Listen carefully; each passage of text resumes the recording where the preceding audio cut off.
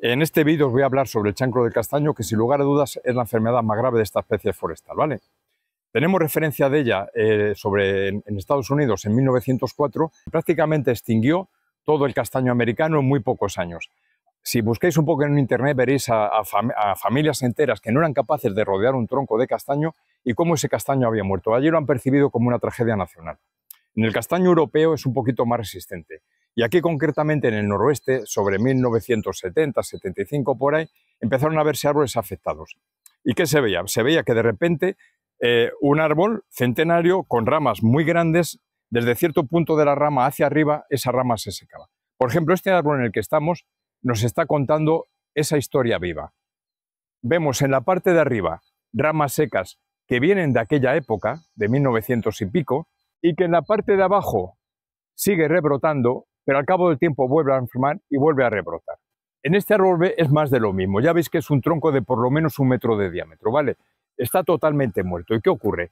Que de la parte baja rebrotan con mucha fuerza porque la raíz está intacta, broten muy fuertes, pero al cabo del tiempo vuelven a enfermar y vuelven a morir. Este vídeo es continuación de otro anterior, donde expliqué un poco los fundamentos más científicos, tanto del chancro, de la enfermedad y sus síntomas y el ciclo biológico del hongo, que es la Acrifonectia parasitática, como de la manera que hemos tenido de combatirlo. Y la manera que lo hemos combatido nos la ha dado la naturaleza también. La naturaleza nos dio un problema, la Acrifonectia, y nos dio una solución, y es un virus que enferma e infecta a la Acrifonectia, y ese virus es muy contagioso. Si toman contacto una Acrifonectia enferma de virus con una Acrifonectia que era agresiva porque no estaba enferma de virus. Y a esas cepas que están enfermas del hipovirus, de ese virus, las llamamos hipovirulentas, son menos virulentas. El sistema de control que hemos establecido los humanos es a partir de esas cepas hipovirulentas presentes en la naturaleza, pero lo que hacemos es acelerar el proceso. En todo este entorno hay castaños que tienen cepa hipovirulenta y han parado la enfermedad. Eso es lo bueno. Lo malo es que las esporas de las cepas hipovirulentas viajan a distancias muy cortas. Entonces, si este árbol en algún lugar se está controlando alguna de las ramas con cepa hipovirulenta, llevará mucho tiempo en que esa cepa hipovirulenta llegue a otro árbol que la tenga agresiva. El ser humano va inoculando esas cepas hipovirulentas en árboles que tienen el chancro y controlamos la enfermedad. Hacemos lo que hace la naturaleza, pero de forma mucho más rápida.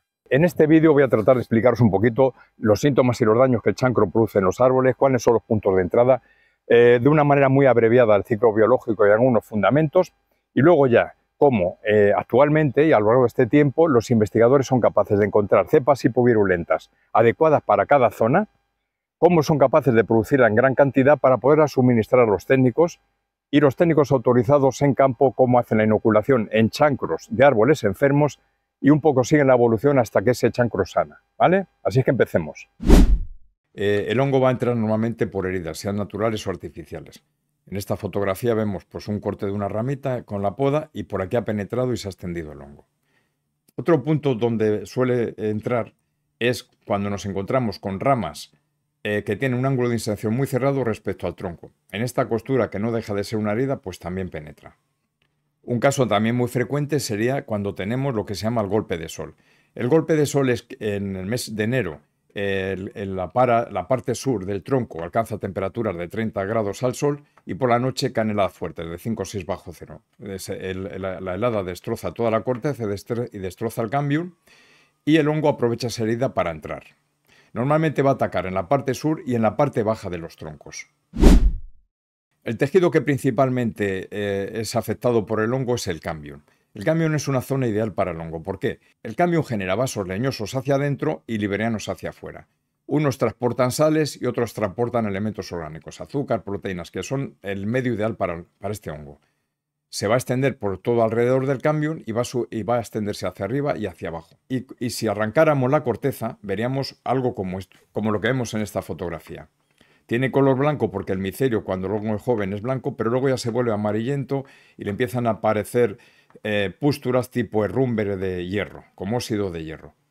El vegetal intenta crear unas capas que frenen el avance del hongo. Y esas capas van a ser fundamentalmente corcho y algunas gomas. Pero si el hongo es muy agresivo o la especie es muy sensible, la Acrifonectia es capaz de burlar estas barreras y sigue progresando. Esto, pues, por ejemplo, habría pasado aquí. Visto desde fuera el tronco, lo que vamos a ver es una zona con corteza deprimida y esta parte que es lo que es el frente de avance del hongo. Este hongo tiene una forma de vida saprofita, o sea, destruye materia orgánica muerta, pero también se comporta como un parásito en la zona del frente de avance. En la zona del frente de avance lo que vamos a ver es el cambio, un marrón, y la corteza vamos a ver como punteaduras naranjas. Si quitásemos esta zona que está sin atacar por el hongo, veríamos que la albura es blanca, no tiene estos colores marrones. Aquí vemos en un tronco más viejo por lo que hemos hablado del frente de avance. Entonces aquí vemos la albura blanca en la zona sana y en la zona del frente de avance, en la zona infectada por el hongo, ya vemos estos tonos marrones, que son como óxido de hierro. La enfermedad se transmite de unos árboles a otros a través de esporas. Vale. Hay de dos tipos, unas que serían sexuales, que se llaman ascosporas, y otras asexuales, que se llaman conidias. Las sexuales se forman en unos órganos llamados peritecas y aprovechan las lenticelas del árbol para salir. Y las asexuales se forman en unos órganos que se llaman pinidios y normalmente las esporas no salen de forma pulverulenta, sino que salen mezcladas con una goma y forman estos hilitos que veis aquí. Visto desde lejos, los síntomas que va a dar un árbol con chancro son estos que se ven. Son hojas cloróticas, ramas muy débiles, erizos muy pequeñitos. Estos síntomas, para alguien que no esté muy acostumbrado, podría pensar que es una enfermedad de la hoja. No, estos síntomas son comunes a muchas enfermedades, siempre que se afecten a troncos y a cuello y a raíz.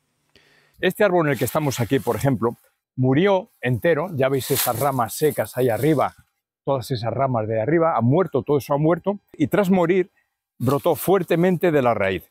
La Crifonectria no se desarrolla en el suelo porque hay otros microorganismos tipo tricodermas que compiten con él y ahí no prospera. Entonces, sí, brota con mucha fuerza porque tiene una raíz muy potente y al cabo de poco tiempo es atacado en varios sitios cada uno de los brotes. Por ejemplo, este brote es atacado aquí y aquí. Esto que vemos aquí es el frente de avance de la enfermedad, ¿vale? Y el síntoma común siempre va a ser grietas. Tronco muy agrietado y muerte, una vez que rodea el tronco entero, muerte de toda la rama entera. Problema añadido. Normalmente, antiguamente, injertaban aquí de mesa, allá arriba, ¿vale? Y todos estos brotes, los castañas que den, son bravos, son salvajes y no van a valer para nada. Para que entendáis el porqué y el cómo se hace el tema del control del chancro mediante cepas hipovirulentas, primero os tengo que explicar unos conceptos que son básicos para poder entender el procedimiento. En primer lugar, conocer un poquito el ciclo biológico de la Crifonectria, conocer también cómo se realiza el apareamiento sexual, conocer también en qué consisten los grupos vegetativos de compatibilidad y el mecanismo por el cual las cepas hipovirulentas transmiten el hipovirus a las cepas agresivas. Ya os comenté que hice un vídeo sobre esto en el pasado y os recomiendo que lo veáis porque os va a aclarar mucho las cosas, ¿vale? Entonces vamos a empezar con los conceptos más esenciales. En primer lugar, la Crifonectria es un hongo filamentoso. ¿Qué quiere decir eso? Bueno, quiere decir que se multiplica por hilitos, todos estos hilitos, a cada hilito le llamamos hifa. El conjunto de hilos, el conjunto de hifas constituyen el micelio.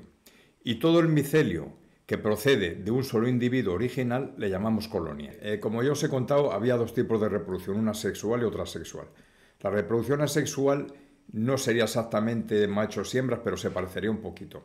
Aquí lo que tenemos, los dos géneros distintos serían tipos de apareamiento distintos y en el inglés serían mating type. Entonces habría dos tipos de apareamiento distintos, los que pertenecen al MAT1 y los que pertenecen al MAT2. En esta especie se ha impuesto la condición de que solo puede haber reproducción sexual entre tipos de apareamiento distintos.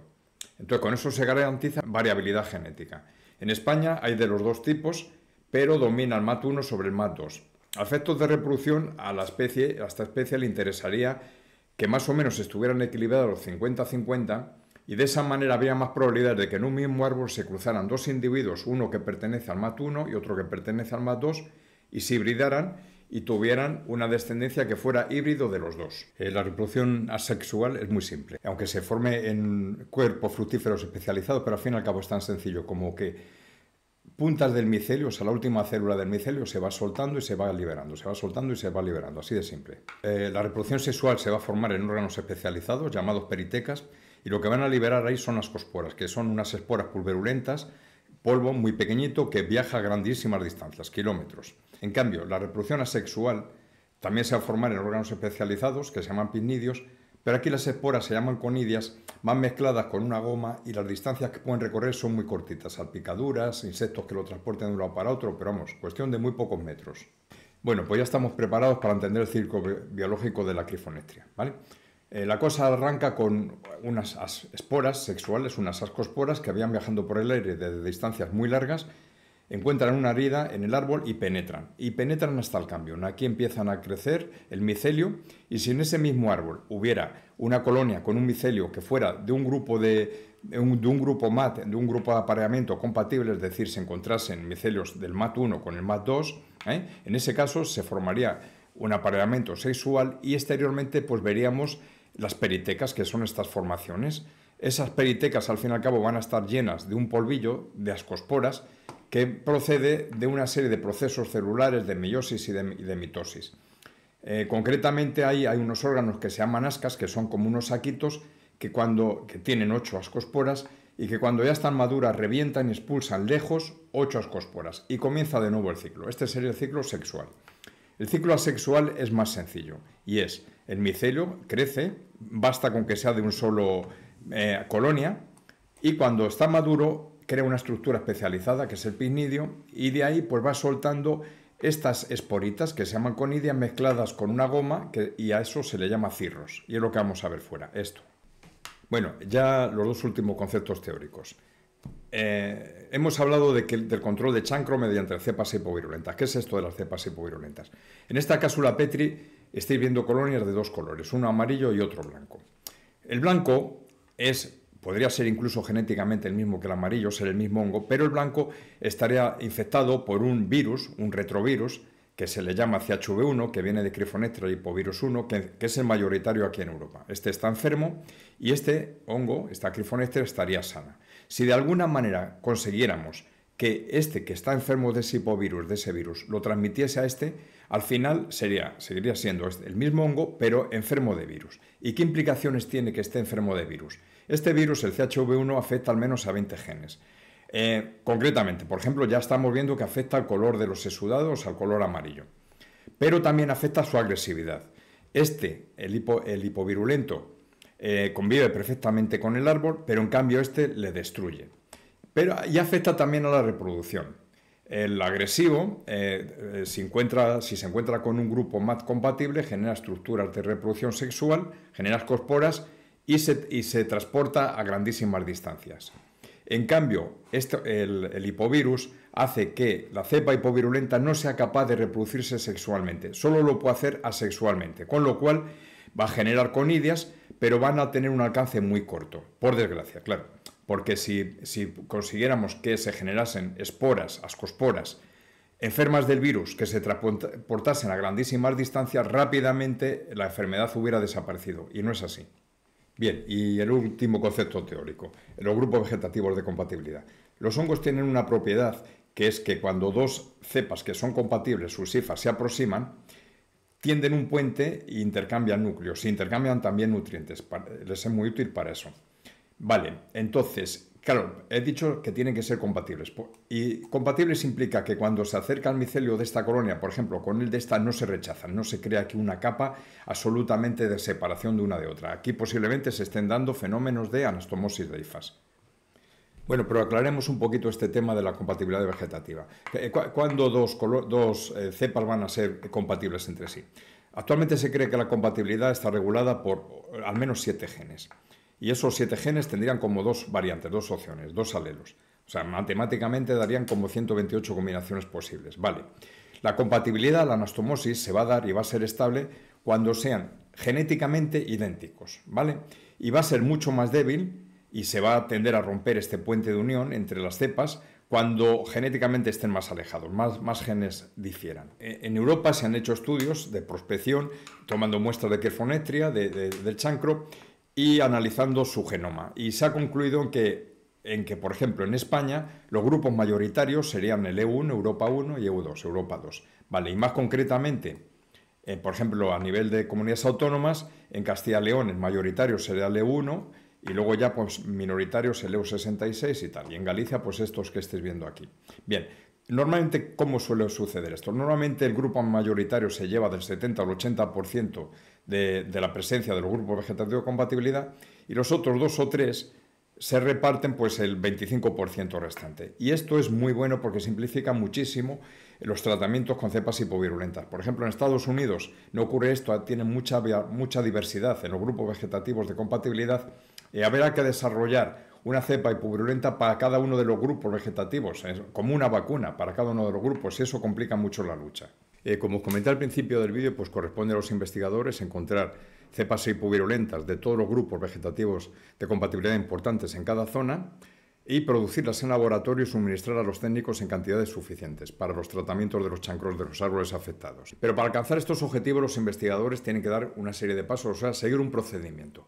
Vale, la primera fase sería hacer prospección, o sea, coger muestras de árboles con chancro, de una gran cantidad de árboles, llevarlos al laboratorio, hacer el aislamiento, comprobar que efectivamente es chancro, y el siguiente paso ya sería el ver si podemos reducir este número, es decir, vamos a hacer enfrentamientos de todas esas cepas entre sí y vamos a ver cuáles de ellas son compatibles vegetativamente. Y a esos efectos es como si fuese un solo organismo para nosotros, ¿vale? Otro tanto hacemos con los tipos de apareamiento MAT. Vamos a ver cuántas son MAT1, cuántas son MAT2. Y a efectos del control del chancro, evidentemente, cuantos más desequilibrio haya entre MAT1 y MAT2, mejor. Muy bien. Probablemente en la prospección de cepas nos hayan surgido algunas que sean hipovirulentas. Si no hubiera sido así, tendríamos que ir a campo, árboles que den síntomas de que está conviviendo el árbol con la enfermedad, tomaríamos muestras y probablemente esas cepas que salieran de allí son hipovirulentas. El proceso sigue y en laboratorio hacen pruebas de agresividad de cada una de las cepas. Cogen unos palitos y se inoculan y se ve cómo avanza la enfermedad en esos palitos. Y cuando ya hemos conseguido lo que queríamos, que era tener una colección de cepas hipovirulentas de los grupos de compatibilidad vegetativa más importantes y más frecuentes en la zona, lo que hacen es fabricar una cantidad de inóculos suficiente para poder suministrar a los técnicos de campo. Los técnicos de campo cogen este inóculo, van a campo, árboles enfermos con chancro y hacen la inoculación, ya veremos cómo. Y lo que se pretende al final de todo esto es, primero, efectivamente, curar el chancro de esos árboles enfermos y luego ir sembrando las fincas de focos que luego las aves y los insectos transportarán conidias desde esos focos a chancros enfermos, ¿vale? Y el proceso continuaría por sí mismo y por sí solo. Al final de todo esto, evidentemente, hay que hacer un seguimiento para ver si hemos tenido éxito, porque el sistema se retroalimenta.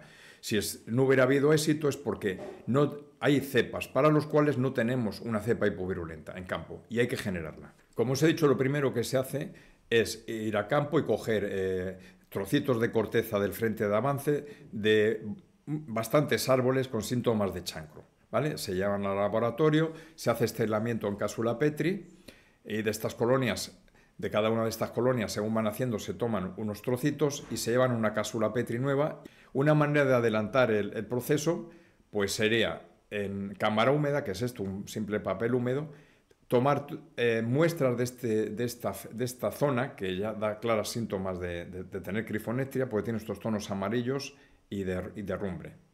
Para saber si esas colonias que tenemos heladas individualmente, en principio son crifonectria o no, en principio se fijan en el aspecto del micelio. El aspecto del micelio de la crifonectria son estos tonos amarillos y luego estas fructificaciones, que van a ser pignidios, y si estuviera infectado de virus esa crifonectria, fuera hipovirulenta, en vez de ver tonos amarillos, lo que se vería es un micelio totalmente blanco y sin fructificaciones. En esta fase de identificación, ya lo que se hace es, de las colonias que tienen un micelio que probablemente sean crifonectria, se toman muestras y se llevan a microscopio, y aquí se ve si tienen ciertas formaciones, ciertas fructificaciones que nos indiquen que efectivamente se trata de crifonectria. Vale, pero lo que es decisivo es mandar esas muestras a un laboratorio de análisis molecular que nos hagan una secuenciación de una parte del genoma donde está codificado los ribosomas. A esa región se le llama ITS. Por ejemplo, esto que estáis viendo aquí es la serie de nucleótidos que hay en esa región, ¿vale? Aquí en León hay un laboratorio muy bueno, que es el Laboratorio de Análisis Instrumental de la Universidad de León, que trabaja muy bien. Vale, otro tanto hacemos con las hipovirulentas. Para asegurarnos de que efectivamente tienen virus, se mandan a hacer ese análisis molecular y que nos confirme si efectivamente tenemos el CHV1 típico de las hipovirulentas. Durante la prospección probablemente hayan surgido cepas que son hipovirulentas y ya está. Pero si no hubiera sido así, lo que se hace es, se va a campo con árboles que den síntomas de estar conviviendo el árbol con la crifonectria, que es un síntoma de hipovirulencia, de ahí se toman muestras y se hace el mismo proceso de aislamiento e identificación que os he explicado antes. ¿Y qué árboles son los que tienen síntomas de estar conviviendo? Son árboles en los que se ve que tienen forma de globo, en la zona donde antiguamente estuvo el chancro, que está creciendo muy rápidamente y está rompiendo la corteza y no se ven fructificaciones del hongo por ningún lado. O a veces también puede ser que sí tengan la misma forma de globo, pero en este caso lo que está ocurriendo es que la corteza estuviera afectada muy poco profundamente y tuviera este aspecto así escamoso. Lo siguiente que se hace es enfrentar a todas esas cepas unas con otras para ver si efectivamente cuáles de ellas son compatibles entre sí y cuáles son incompatibles. Y de esa manera reducimos el grupo tan numeroso que teníamos de cepas a un grupo de compatibilidad vegetativa que puede ser pues 1, 2, 3, eso es lo más normal. Tal y como veis aquí, lo que se hace es que se ponen en cápsulas Petri, normalmente en grupos de 3, fragmentos de micelio de cada una de esas colonias. Cuando haya incompatibilidad, lo que va a ocurrir es que hay una línea de separación muy clara entre una colonia y otra, y cuando haya compatibilidad, la línea va a ser más difusa, por ejemplo aquí y en esta, ¿vale? Otro síntoma de incompatibilidad es la formación de barreras de picnidios, de fructificaciones con conidias, en la zona de contacto de una colonia con otra, cuando es incompatible. Entonces, aquí vemos esta línea de separación clarísima y además barreras de conidias. Lo siguiente que se hace es ver si además de ser compatible, estas cepas son capaces de, por anastomosis, transmitir el virus, las hipovirulentas a las agresivas. Y entonces, por ejemplo, aquí se ve claramente que sí, esto que tendría que ser amarillo ya ha quedado totalmente difuminado, pero aquí se ve que no lo ha transmitido, probablemente no sean tan compatibles como suponíamos. A estas alturas la situación ideal sería tener un grupo reducido de grupos vegetativos de compatibilidad, 2, 3, 4, como mucho, y tener una cepa hipovirulenta para cada uno de esos grupos. Pero pudiera ocurrir que no la tuviéramos. En ese caso lo que se hace es forzar la conversión. La conversión sería de esta manera. En una zona que se vea un poquito más difusa de enfrentamiento entre la hipovirulenta y la agresiva, de ahí se cortaría un trocito de micelio, se llevaría a una cápsula Petri nueva y aquí ha habido suerte por lo que se ve. Esta es la zona, esta cepa es agresiva y probablemente esta mitad de la cápsula Petri fue agresiva en su momento y esta será hipovirulenta. Pero como vemos todo el micelio es blanco, es decir, esta hipovirulenta transmitió el virus a esta agresiva y ahora ya tendríamos también de este grupo vegetativo de compatibilidad de esta cepa una versión hipovirulenta. Lo siguiente que hacen los investigadores es en laboratorio hacer unos test de agresividad de cada una de esas cepas, de esa colección de cepas que tienen. Entonces, al fin, lo que se hace es coger unos trocitos de tronco de castaño, lo pones en cámara húmeda, aquí das un orificio y pones un trozo de micelio. Muy bien. En principio, al cabo de unos días lo levantas y en la zona del cambium, en las cepas agresivas, lo que vas a encontrar es una zona afectada muy grande, una superficie muy grande. En cambio, en las cepas hipovirulentas, la zona afectada es muy pequeña. Bien, lo siguiente que hacen es coger y ver si efectivamente estas cepas hipovirulentas que tienen son compatibles y además transmiten el virus a las agresivas. En ese caso lo que hacen es, en estos mismos orificios, meten una mezcla de los dos, de la agresiva y de la hipovirulenta, y ven qué pasa. Si la cosa ha salido bien, la zona afectada será muy pequeña y eso es un síntoma de que la cepa hipovirulenta ha transmitido el virus a la agresiva. Lo siguiente que hacen los investigadores es, cuando ya tienen cepas hipovirulentas para todos los grupos vegetativos de esa zona, producen inóculo en cantidad suficiente, cogiendo colonias de las cápsulas Petri y mezclándola con caldo de cultivo y dejando pasar unos días y luego ya conservándolo. Vale. Normalmente ese inóculo se va a dispensar en los árboles en este tipo de orificios que vemos aquí, que se han hecho con un sacabocados o con una taladora o con lo que fuera. Y para eso se utilizan dos dispensadores. o bien lo van a suministrar en tipo tubos de dentífrico, o si se suministra aquí en masa, pues habría que aplicarlo con esta especie de jeringuilla. Vale, bueno, antes de explicaros cómo se hace la inoculación de la cepa hipovirulenta en campo, lo primero es un poco las medidas preventivas que podemos adoptar antes, ¿no? Entonces, ya os he hablado de la malla geotextil para prevenir las heladas estas de golpe de sol de los meses de enero y febrero. Una. Dos.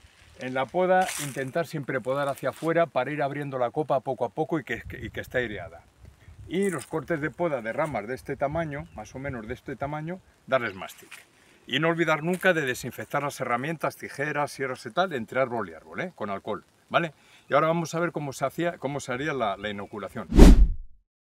Existen 3 técnicas de inoculación y cada una es aplicable a su tipo de casos. La primera y la más tradicional pues sería hacer unos orificios, inyectar ahí la crema con el inóculo y sellar el orificio. Otra sería escarificar con cualquier útil una gran superficie y aplicar el inóculo, pero ya diluido en agua. Y otra categoría ya sería con cirugía y aplicar el inóculo y luego protegerlo si hace falta. La primera técnica, la más tradicional, será la de orificios. Y al fin es tan sencillo como con un sacabocados o con un taladro hacer unos orificios de 6 milímetros o por ahí y separados entre sí como pues 2 veces el diámetro del orificio e inyectar en ellos el inóculo en forma viscosa. ¿Cuándo se hace esto? Bueno, yo creo que lo más indicado es durante la poda ir marcando todos los árboles que tengan chancro, síntomas de chancro, y luego ya en los meses de marzo, abril y mayo, por ejemplo, que ya está circulando la savia, hacer el tratamiento con inóculo, porque en ese momento en el cambium y en los vasos adyacentes hay una gran cantidad de nutrientes y el inóculo se va a extender muy rápidamente, y porque además son condiciones buenas de humedad y temperatura para que prospere. ¿Cuándo estaría indicado este sistema de orificios? En mi opinión estaría indicado más bien en chancros muy localizados y con un perímetro muy definido y una zona afectada no muy extensa. Los orificios los hacemos en el frente de avance, en todo el frente de avance. ¿Por qué? Porque a diferencia de las cepas agresivas, que sí que tienen una característica aquí de parasitismo, pero también son saprofitas y pueden destruir toda esta materia necrosada, las cepas hipovirulentas actúan más bien como parásitas, no tienen casi capacidades saprofíticas. Entonces, se hace en el frente de avance una alta densidad de orificios y en el interior unos pocos. Inmediatamente se hace la inyección del inóculo, bien con la jeringuilla, bien con el tipo tubo de pasta de dientes que hemos visto antes, y enseguida ya lo sellamos con algo que evite la desecación. Por ejemplo, pues este papel que hay de pintor, ¿vale?, que es suficiente. Si las condiciones de temperatura y humedad son suaves, va a ser suficientes. Si estuviera en una situación muy seca o en verano, tendríamos que cubrir esto con algo impermeable. Por ejemplo, esta cinta aislante que tenemos aquí, o incluso pues silicona. La técnica de la escarificación sería indicada ya para chancros con áreas afectadas ya muy extensas o que rodean el tronco, la rama entera, y no sería suficiente lo de los orificios. Entonces lo que hacemos es tan sencillo como coger algún tipo de instrumento, una serreta o un destornillador, algún instrumento que haga rayas muy profundas y abundantes dentro de toda la zona afectada, incluyendo la zona presuntamente sana, cerca de la zona afectada, pero presuntamente. Con una brocha extendemos una disolución del inóculo, pero diluido con agua que no debe ser clorada, un agua sin cloro, y si las condiciones medioambientales atmosféricas fueran buenas, de alta humedad y temperatura, pues se podría dejar así. Pero si no, pues habría que recurrirlo con alguna protección. Con cualquier sistema de inoculación que hagamos, tenemos que garantizar que los 5 o 6 primeros días va a haber buenas condiciones de humedad. Esos son críticos si ahí el micelio empieza a crecer rápidamente e invadir los tejidos, ¿vale? Y por fin, la técnica esta de la cirugía, pues va a estar indicada en aquellas situaciones en las que veamos abundancia de cuerpos fructíferos, de estromas de cuerpos fructíferos. ¿Por qué? Porque si hiciéramos la de orificios o la de escarificación, estos cuerpos seguirían trabajando y generando esporas pues durante bastantes meses. Entonces lo que hacemos es retirar con una navajita bien afilada todo esto hasta llegar al frente de avance que está por aquí, Y luego hacemos lo de antes, impregnarlo con una brocha. Y vemos aquí, pues aquí cómo quedaría. Tanto para la escarificación como para la cirugía hemos dicho que convenía tener unas ciertas condiciones de temperatura y de humedad durante la época de 5 o 6 primeros días. ¿Cómo se puede conseguir eso? Pues se puede conseguir rodeando esa zona con un fieltro, por ejemplo, de malla geotextil. Si hiciera mucho calor y estuviera muy seco, incluso se le podría echar algo de agua, pero siempre sin cloro. Y si ya estuviéramos en verano y el tiempo fuera extremadamente seco, hasta se podría recubrir con un plástico retractilable, pero eso sí es importante tener en cuenta que a los 5 o 6 días habría que retirar este plástico. El fieltro puede permanecer durante meses. Los cuidados que necesita luego ya el chancro tratado son muy pocos. Al cabo de 5 o 6 meses, lo que deberíamos ver es que los orificios ya se están cerrando y que la herida ha cicatrizado perfectamente y se está creando una gran cantidad de tejido nuevo, muy fuerte, que ya está empezando a generar corteza. Fruto de ese crecimiento y de esa hipertrofia es que en esa zona, en la zona curada, empieza a hacerse una especie de esfera donde están conviviendo la cepa hipovirulenta y el árbol en perfecta armonía, sin problema ninguno. En realidad, el control del chancro mediante el uso de cepas hipovirulentas es muy efectivo. Si por lo que fuera no nos hubiera funcionado en algún chancro y a los 7 o 8 meses viéramos que el chancro sigue progresando, la causa podría ser o que el inóculo no estaba en buenas condiciones, o que la inoculación no se hizo bien, o que tenemos el caso de una cepa agresiva para la cual no se ha generado un inóculo efectivo. Esto convendría escalarlo al organismo que hizo la aplicación para que a su vez lo comunique a los investigadores y que estos desarrollen un inóculo para esta cepa resistente. Por lo que os he contado ya veis que el uso de cepas hipovirulentas es una herramienta muy eficaz para la lucha contra el chancro del castaño. Pero hay que hacer todo lo posible para que esa eficacia se mantenga en el tiempo. Y estaría amenazada en realidad por dos peligros. Uno, si se permite el movimiento de material vegetal de reproducción, incluido las cepas hipovirulentas, de unas zonas a otras, con eso podemos tener el riesgo de que aumente el número de grupos vegetativos de compatibilidad y eso complicaría ya la lucha contra el chancro.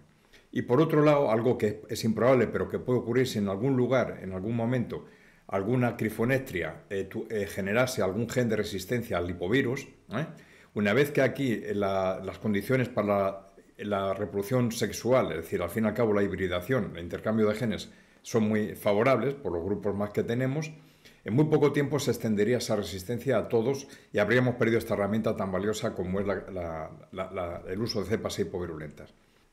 Aquí en Castilla y León, en el año 2005, la Junta de Castilla y León publicó la orden MAM 1525/2025, que declaraba oficialmente la existencia del chancro y estableció un programa para su control y erradicación. Y básicamente entre los artículos, los más esenciales serían en las zonas donde ya esté el chancro establecido, que es prácticamente todas, no se permite la entrada ni salida de material vegetal para reproducción, yemas, portainjertos, etcétera, etcétera. ¿Por qué? Uno diría, bueno, si está establecido por todos lados, ¿qué más da que circulen plantas de un lado para otro si al fin y al cabo todos tenemos chancro? No, no es así. Si traemos plantas de otros lados, corremos esos dos riesgos que he dicho. Aumentar el número de grupos vegetativos de compatibilidad y que aparezcan hibridaciones con genes que sean desfavorables para la lucha contra el chancro, ¿vale? Y otro tanto estableció para el tema de uso de cepas hipovirulentas. Viene a determinar que las aplicaciones de las cepas hipovirulentas deben hacerlas exclusivamente los servicios técnicos de la Consejería de Medio Ambiente. Ambas cosas están bien. Si queremos que se mantenga la eficacia de las cepas hipovirulentas, tiene que haber un control oficial sobre su uso y sobre el movimiento de material vegetal. Y nada más, bueno, hasta el próximo vídeo. Saludos.